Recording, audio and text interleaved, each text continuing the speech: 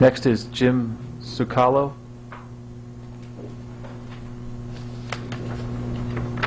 No. How about Linda Wilson?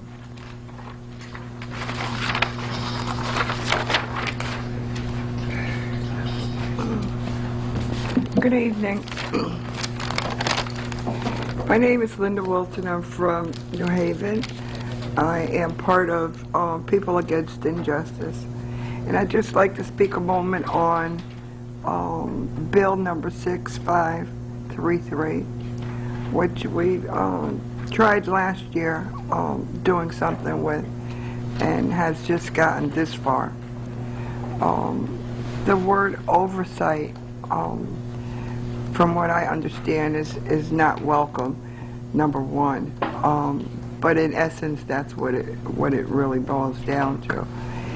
And my concern is that, yes, Commissioner Lance has stated a number of times, and including today, that they already have oversight in place, and that there's collaborations with a lot of different entities. However, I feel that there's not enough of everyday citizens. There's a lot of agencies, yes, but I believe that, well, it'll be a much better overview of actually what's going on. Things look fine on paper.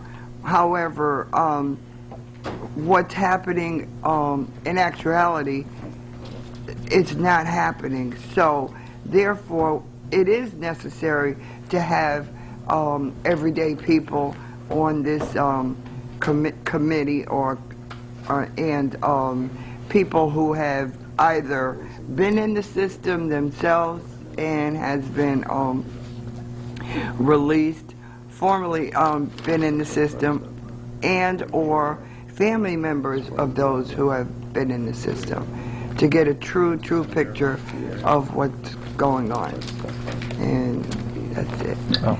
Well, thank you. And I'm open for any questions, because I do have personal stuff as well. Well, thank you, Ms. Wilson, and thank you for your testimony. Does anyone have any questions from the committee? No. Oh, sorry, Representative Holder Winfield. I don't have any questions, but I just want to thank you for coming to testify on the bill. I think it's important that on all bills that we hear from the public, but this bill is of particular concern to me, so I just wanted to thank you again. Thank you. Representative Green, do you have your mic? Yeah. I'm sorry. Since it's on, I will ask a question. Sure. I hope it wasn't on when I was having a conversation with Senator Coleman. Thank you again for being here and for waiting. And I have heard this proposal before, and I know you guys been trying. I think you were here earlier when the commissioner named a number of advisory groups, commissions, and different groups she was on. Yes. And Representative Walker, I think, tried to explain what she thought was the difference with this committee. I must tell you, I have some reservations in terms of what exactly do you think an advisory committee could offer the Department of Corrections, and do you really, what's your thoughts on whether or not they would really listen to an advisory committee that were made up as the makeup we talked about? Because I think sometimes you can have advisory committees and departments don't listen to them. What's your thought on what impact you think this could have on the department? I think, personally, I think it could have. It has the potential to have a tremendous impact on the commission. However, whether they'll listen or not is another story. I mean, that's not another page, that's another volume. Hopefully they will listen. That's the purpose of trying to get something like this going. But and from my point of view, personal point of view, they haven't been listening to the general public. That's why we want something like this. There seem to two questions. I'm sorry, I said one. There seems to be some resistance from the department to having this advisory committee. This has been up before, and they've not supported it before. What do you think that resistance is based on? I think it's based on, personally, I think it's based on a great practice of cover-ups, and that they're afraid that the people will find out and make it public what's going on there. Right. Thank you. Thank you. And thank you very much for your testimony. Next is Donald Connery, and then we'll go back to the public officials, and next there will be Robert Farr.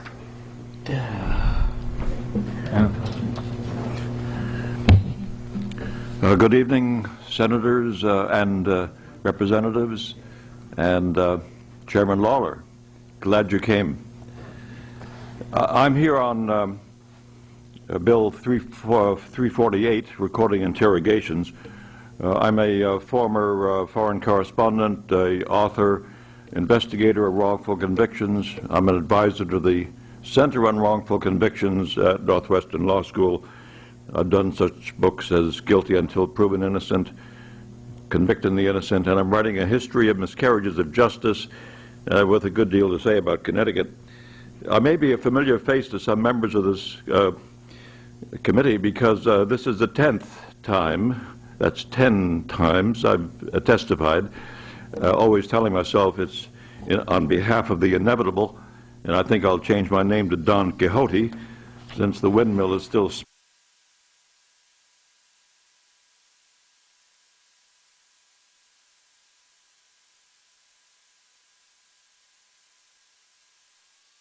that Chris Morano, recent Chief State's Attorney, said in an interview a few years ago that interrogation recording is a wave that's coming across the country.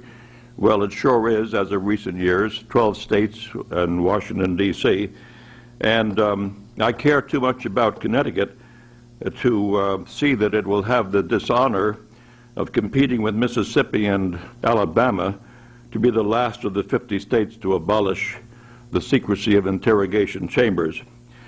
The big problem for all these years, the 10 years and more, that these bills have come up to the committee is that the chief or the top law enforcement agencies in this state have opposed it. They did for a full decade. Chief State's Attorney, the police, State Police Commissioner, the head of the police chiefs, giving every kind of argument about why this is an impractical business, about compelling police to record every word of an interrogation leading to a confession, true or false. And almost all of the arguments were refuted by every major study of this phenomenon, which is a reform which has been as obvious as can be for decades. I think a big issue for you is to ask yourself why we need this bill if the present Chief State's Attorney is conducting a pilot program for recording interrogations, which is making some progress. And I have enormous respect for Kevin Kane, and he means well.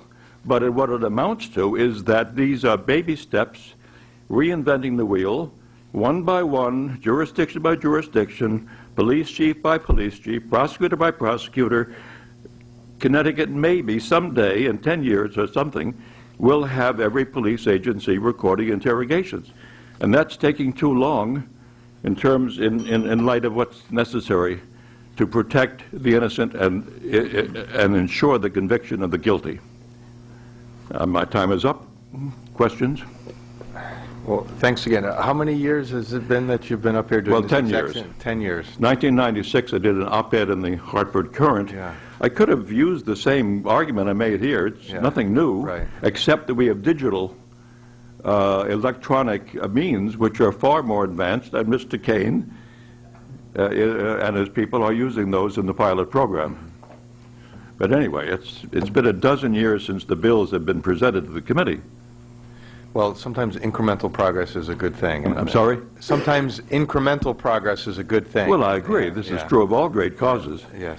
I would like a moment to read something that's just from the Providence Journal, which relates directly from what you're doing.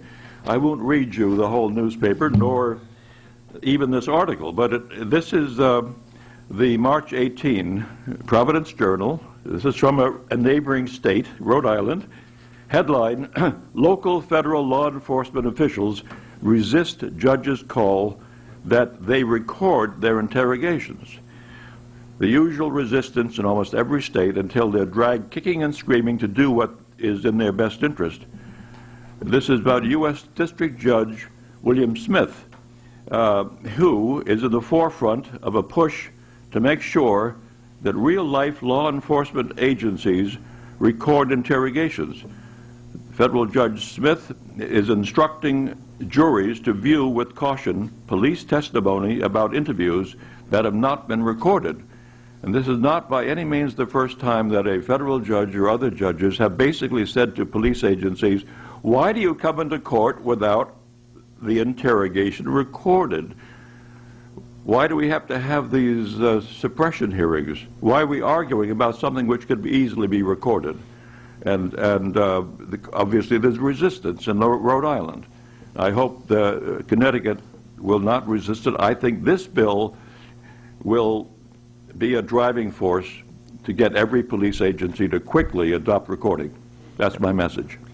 Well, thanks, and I agree with you, and I certainly hope that happens. And I think, as other people have pointed out, it seems these days that the only place in a police station that doesn't have a camera is the interrogation room. Yeah, and we live in everything is being recorded. Yeah. There's probably a cell phone on me here. right now. Even in our There's offices. even a camera. Yeah, it's true. It's true. But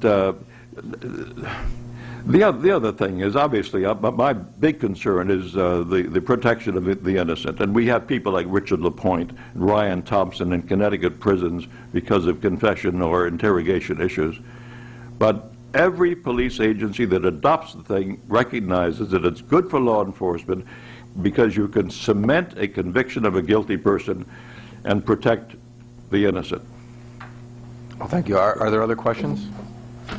If not, thanks again for your persistence on this one. But we're making progress. Thank you so much. It's a good thing. We'll go back to the state agency head for a second. Our list for Chairman Farr from the Board of Pardons and Parole. And he's in a slightly different capacity. He's here today, I think. Bringing another. Sorry. Good afternoon, Representative Lawler, Senator McDonald, and members of the Judiciary Committee. I see Senator McDonald is not here. I am Robert Farr, Chairman of the Board of Pardons and Parole. I'm here actually to testify on two bills. One is 66-24, an act concerning the Board of Pardons and Parole, and that's in my capacity as Chairman. And then I'm going to have some brief testimony. I'm joined by Tom Ullman, who is Subcommittee Chairman of the Sentencing Task Force, and we want to testify concerning an act concerning a sentencing commission. That's 6697. On the first bill, 6624, this bill would increase the size of the Board of Pardons and Parole by 2 new members who would sit on the pardons hearing only. It would also allow the board to conduct parole hearings with 2 part-time members sitting on a 3-member panel with 1 full-time member. Currently, there has to be 2 full-time members on every panel. First, I'd like to testify on the need for the 2 new board members to sit on the pardons. The Board of Pardons, the board hears applications for pardons each of 4 quarters of the year. 3 years ago, the board was conducting 1 hearing in each quarter in which 3 board members would be assigned to the hearing, and another member was assigned as a backup in case at the last moment one of the assigned members was not available. Because of the increase in the volume of applications of pardons, we now conduct 2 hearings each quarter, which requires each member of the board to serve on a full hearing every quarter, and we no longer assign a member to be backup. If a board member is not available to sit on any hearing, another board member has to sit on 2 hearings during a quarter. 4 of the 5 board members are employed full-time, and this is an imposition we're trying to avoid.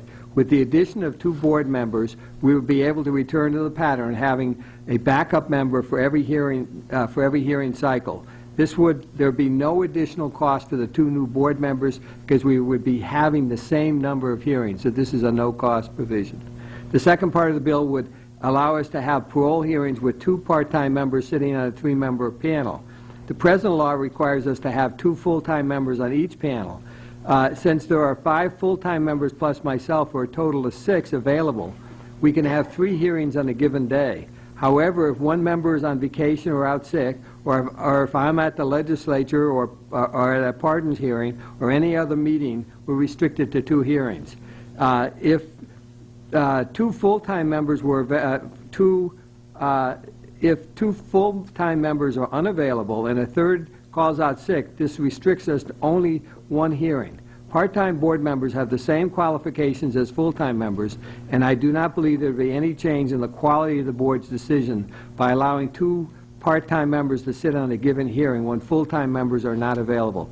The cost of doing this will be nominal and will be absorbed by the agency. In addition, this might increase the number of hearings we hold and result in a decrease in the prison population and a cost savings to the state.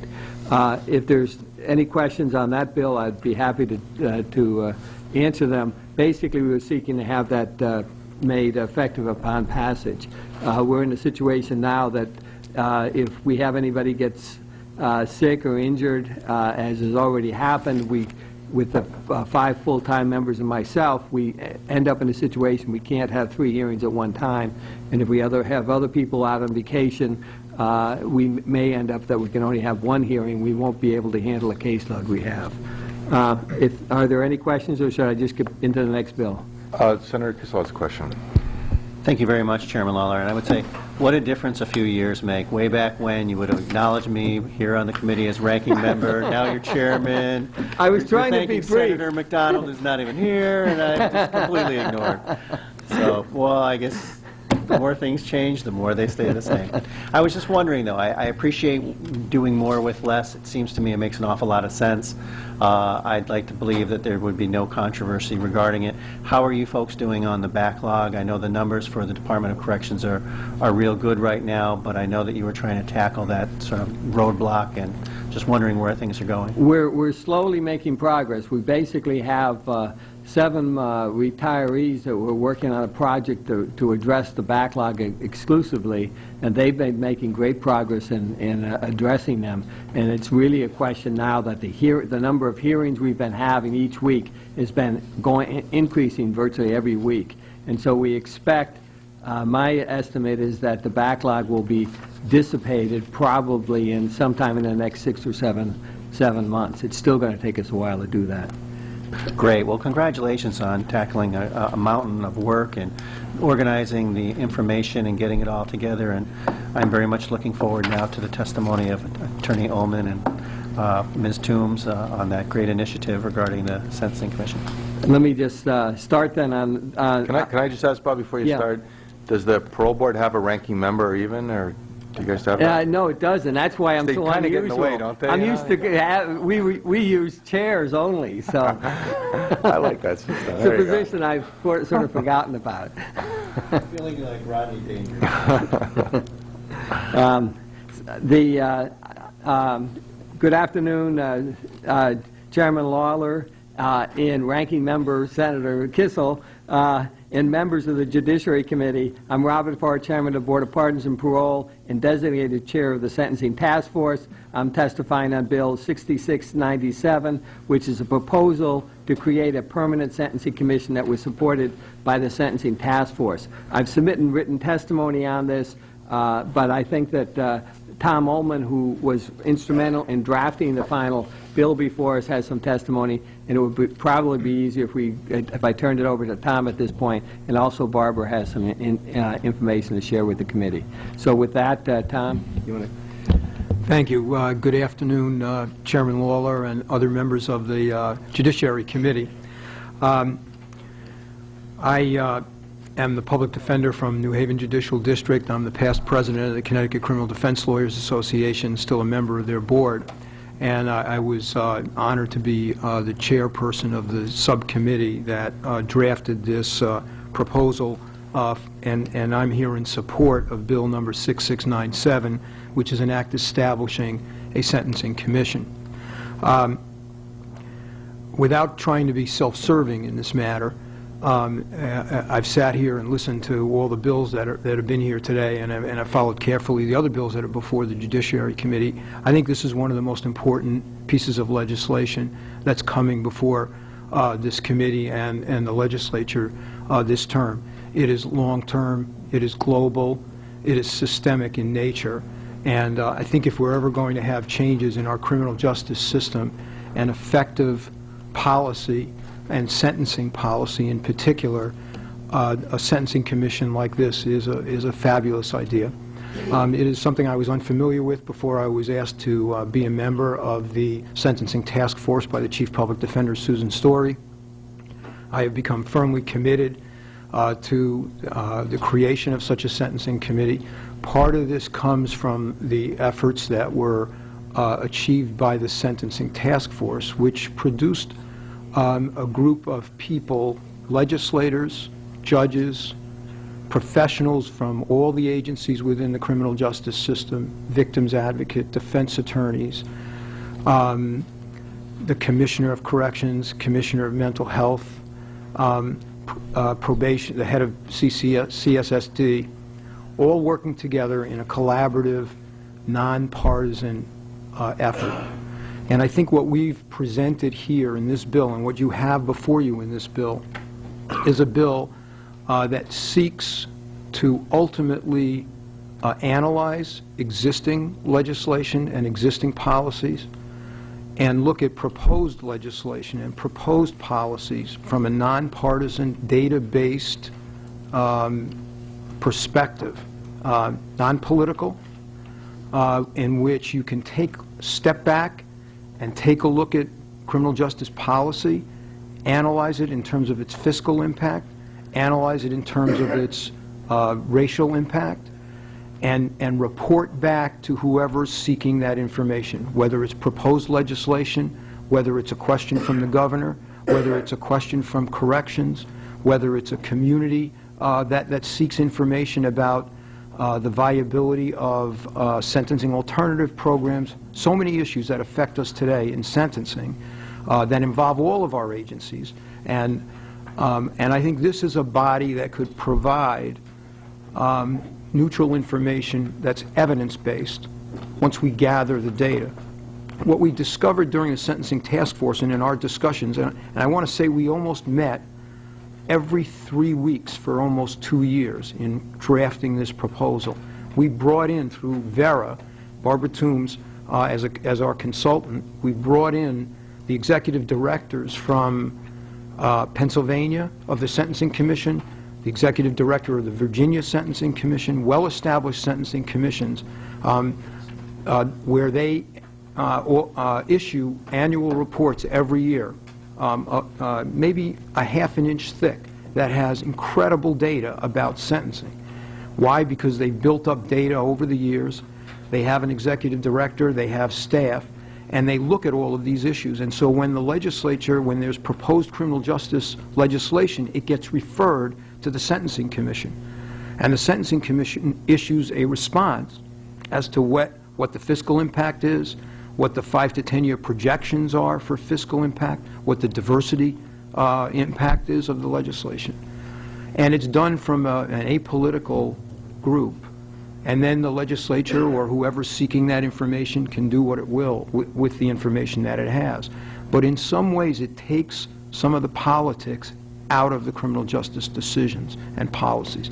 So I think the way it's set up, and you have the mission statement really from our proposal, pretty much what was crafted here is pretty much what our proposal was, maybe some wordsmithing that there were some changes on.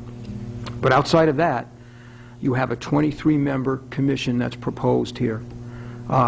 It has equal membership from Democrats and Republicans in terms of its legislative members. It has members from the judiciary. It has all the heads, and we made a decision that we did not want designees. We wanted the heads of the agencies to be present. It has representatives from the state's attorney's office, from the defense, from the criminal defense bar, additional state's attorneys, victims advocate, members of the public, academia, former offender, former victim or victim's advocate. So we really think it's representative of all the aspects of the criminal justice system. And we think down the road that it will, we need to establish this now, but down the road it will produce sound criminal justice policy. And I think that's something that everybody is in favor of. My committee was made up of Judge Carroll, Kevin Kane. We had the good graces to use Kevin Kane's office during all of our meetings. We had members of corrections. We had Andrew Clark from Central, Randy Braren and Fred Levesque, Bill Dyson, and Barbara Toombs was our consultant. And I think it's a really solid proposal. I think it's a really important proposal, and I think it looks to the future. And if there's any piece of legislation that can come out of the tragic incident that occurred in Cheshire, that's long-term and global. This is it. We also have Barbara Toombs with us, if maybe she could come forward and make some brief comments. Sure. First? Yeah. You want to say something brief? Because there's some questions for you guys, so just say something brief, okay? I'm Barb Toombs. I'm a senior fellow with the Center on Sentencing and Corrections at the Bureau Institute of Justice, and I've also served in the capacity as executive director of 2 sentencing commissions and worked with another 12 to 15 states sentencing commissions. What I see that the Sentencing Commission brings to Connecticut was the answer to many of your questions today. When you were discussing issues about the drug sentencing, you did not know how many of the possession convictions were pleas. You did not know how many of those people had prior criminal drug convictions. That kind of information is given to policymakers so you can really understand what's going on in your system. Oftentimes I hear there's too many people in prison. I don't know if that's true. If the right people are in there, if they're violent, chronic offenders, then you need to build a new prison. But I think if you look at your system and understand that there's a vast majority of people who do not fit that criteria, then you look at ways to deal with those populations differently. And that's what a sentencing system does. It looks at sentencing commission. It looks at people from the time of arrest until time of discharge on parole. You see what's going on, how they move through the system, how much they're costing you as a state from the time they're arrested for a low-level crime until they are actually on parole. That type of information, rather than agency-based, and you have some great agency data systems in the state, but they don't talk to each other. And you can't follow people through the system to find out the information you need to develop policy that's going to actually react to your short-term problems, but also you have some long-term problems that are coming down the road that you need to be prepared for. And I think a commission will help the state be in a better position to be proactive instead of reactive, which is what you've been doing for the last 24 months or so. Thank you. Thanks, Barb. Senator Kissel and then Representative Green. Thank you very much, Mr. Chairman. First of all, Attorney Ullman, I think the first time we met was in Westminster, Colorado, probably about a year and a half ago. For the conference, and I want to thank the Vera Institute and the Pew Charitable Foundation for helping to set that up.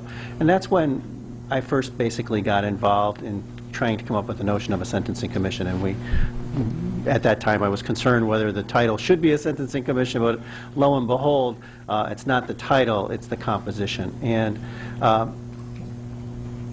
I have no doubts that it will be difficult to get this up and running in the way that it's envisioned with executive director and staffing and everything else like that, given the economic situation that we're in. But I just want to compliment everybody involved, Chairman Farr, Barbara Toombs, Attorney Ullman. Over the last year and a half, it has been my pleasure to serve with you on those task forces and working groups. I think the end product is perfectly crafted for the state of Connecticut.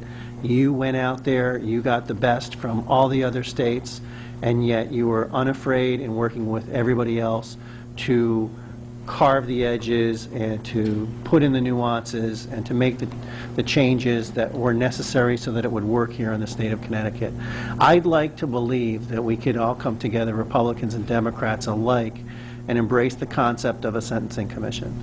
There's going to be bill proposals that I desire that maybe my colleagues wouldn't, maybe bill proposals they would like that I would be opposed to, but we are, in a great sense, operating, as much as we have researchers and everything else, somewhat in a vacuum, because the Sentencing Commission would be able to give us the insights that we need as far as the ramifications, both next week, next month, next year, 10 years from now. And states like California and other ones that are looking at federal mandates to release prisoners and how that all works out, it certainly can't benefit the public safety. So everybody associated with this deserves an awful lot of praise. My only question at this time is there was that sort of discussion as to the funding versus not the funding. I know that Brian Austin had gone forward and expressed the concerns articulated through the administration and the Office of Policy and Management. We are scrambling to fill a $6 to $8 billion budgetary hole, but at the same time, Attorney Ullman, do you think that if we weren't able to scramble together some funds for this, is there a way to get it up and running on a voluntary or within available resources means, so that I think the proof is in the pudding, and if some of the value could be given to the members of the legislature, then I think it would get some legs, and I think people would see the great merit that's out there as far as this proposal. To respond to that, Senator Kissel, as you notice in the proposal that we submitted, we did not attach a budget. And it would be my suggestion that you enact this legislation the way it exists, and that commission can be formulated. Chief Justice has appointments to make. The legislative chairs have appointments to make. There may very well be federal resources through the recovery funds or burn grants that may be able to be sought by VERA or by this state or by the commission itself in terms of funding for an executive director and to get started. But I think it's important at this point in time. We have a bunch of heads of departments now. We all get along. That doesn't always happen in history. And I think we're at a moment in time where, you know, the chief state's attorney is well respected, the chief public defender is well respected, the commissioner of corrections is well respected, and I could go on and on. And you left me out. I'm sorry. And we all talk, and I think we all have our own little turf that we may want to protect, and we may not agree on everything, but there's an exchange of ideas and communications, and that got started at the Sentencing Task Force.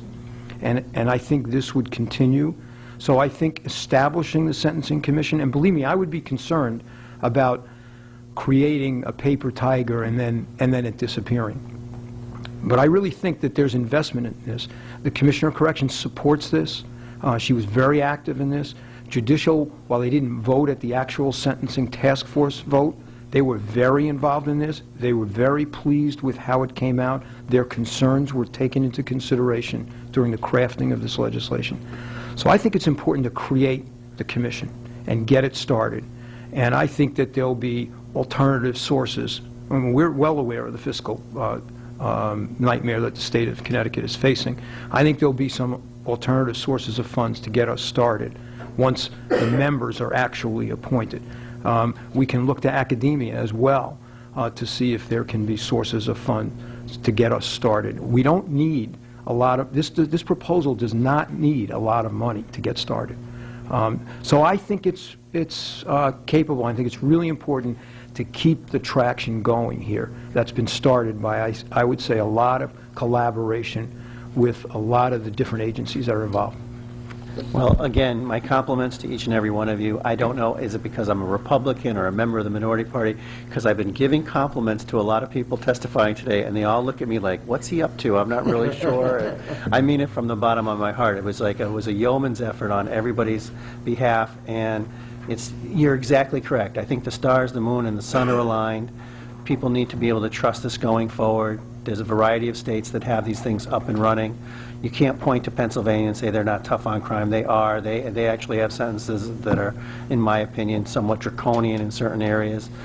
This brings common sense and an ability to move out into the future. And again, each and every one of you, really, job well done. Thank you, Mr. Chairman. Thank you. Thank you, Mr. Chair. First, let me echo some of the comments Senator Kissel made that I happened to attend a couple of meetings for the sentencing task force and was very impressed. However, I'm a little bit more cautious in terms of these sort of new starts, new ideas, new directions for a lot of reasons. And just let me ask a few questions. I think I hear that other states have had sentencing commissions. Do you know how long some of those states have had those commissions, and maybe what's the oldest one? The oldest one is Minnesota, started in 1978, I believe, or 79. The second oldest one is Pennsylvania, and then the third oldest one is Washington. Those were all started in the late 70s, early 80s. Okay. So here we are in 2009. And if it was such a great idea, I'm trying to figure out why it sort of took us so long. There must have been some concerns about some of those commissions. I haven't done enough research, but one of my main concerns is always the racial disparities in prisons. And I would have to do more work to figure out where some of those commissions are and just some of the impacts on racial impacts on some of those states. So I'll do more research on that. Can you tell me, was there any cost for these past 2 years on the commission in terms of their research? How much did it cost you guys to do the work that you did? Basically, we had no budget. We were fortunate in that we had Barbara Toombs available to us through the Vera Institute, and we also had assistance from Central Connecticut and their research. What's the name of the Institute of Public Policy? Or well, anyways, Andrew Clark from was very instrumental in helping us do some of the legwork there. But we did not have any budget. We were on our own, basically. OPM also was of some assistance in the sense that they also, and frankly, Representative Lawler's assistant was helpful to us. Okay, so Yes, Sarah Coleman, and we want to thank Sarah. So with the work that you've done, the gas, the research, and everything was either through private funds, was no state funds used. There was some money spent. So, but you raised all that money from non-public right. sources. I mean, there wasn't a lot of the information we gathered usually got collected by OPM or by various agencies, and they brought it to us. Okay. You mentioned the program that Andrew Clark runs at Central. And from what I had gathered with that program, it seemed to focus a lot on criminal justice issues. And you said Institute of Social Policy. I think it's even more specific around some criminal justice. I believe it is, too. I think you're correct. It's got some criminal justice title in it, right. I believe. It does. Could you envision that we simply take an organization that we already have as a state agency and have them do the functions here that's outlined here in the commission? That Andrew's organization do basically the tasks that's outlined here, that we ask them to do that? No, I think what's important about the construct of the Sentencing Commission is who's on the commission. I mean, you've got legislators, you've got judges, you've got the various different heads of agencies. I think that's a very important part of this, is to have the people who are the professionals who are working in the field participate and collaborate on these issues. Maybe I'm misunderstanding your question. But no, I think it has to be that body similar to, I mean, it's not the precise makeup of the Sentencing Task Force, but it's similar with a few additions. Well, I guess I'm thinking we already have an agency that's a public policy agency around criminal justice. Why don't we just have some of these members be on a committee or commission of that and meet these objectives, especially since you have on the outline for these commissions people who already have duties and responsibilities. There's not a single agency that comprehensively covers sentencing aspects from all perspectives. One of the things that we found when we were trying to get answers at the Sentencing Task Force post-Cheshire incident was that the questions that were posed by the members of the task force could not be answered. Corrections does their data, and they're self-centered. Probation does their data, and it's self-centered, and it doesn't. And then maybe we're not communicating, because if you have the institute at Central, you would ask them to now be that depository and bring those people together. But I don't want to. I don't want to be. That's fine. I would, however, say very clear, very specifically that I would ask this committee. In fact, I will be making a suggestion to this committee that you add a member from the Black and Puerto Rican Caucus on this committee, and also an appointment from the Permanent Commission on the Status of Women, because I think that you specifically have to have someone that at least can look at our issues around women and sentencing and correction, criminal justice issues, and since it is comprised of legislators, I think that our members represent a particular aspect. Now, on the timing of this, you said that this would be effective October '09, and then you said a report is due in January. Yeah. Would you be concerned about the timing of this? Yes, I would. And I think that should be delayed a year, given that the onset would not be until October 1st of '09. I think there'd probably be, the requirement would be for a meeting once per quarter. So that would. But even your report is due January 2010. No, right. I think that's a mistake, and that it should be January of 2011. Okay. Again, if now you said that I think Senator Kissel was alluding to some issues around funding. How much do you think you would need to run a commission like this?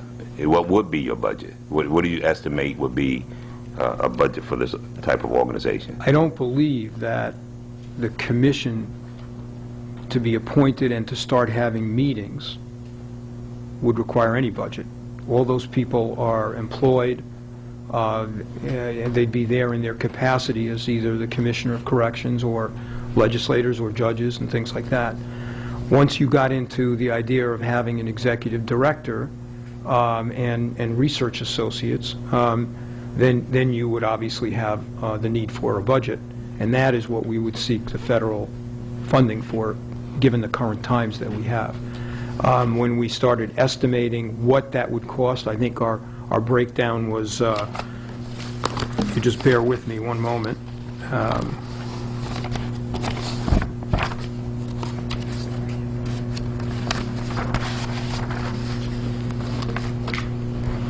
was $165,000 for the first year, including an executive director and research director and administrative assistant. But as I said, I think we would, given the current times, one of the reasons we didn't attach that was because we felt we would seek other sources. Yeah, I understand. I'm just trying to get a sense of whether it's federal, state funds, how much it would cost. And you're saying 165, and you named 3 staff people?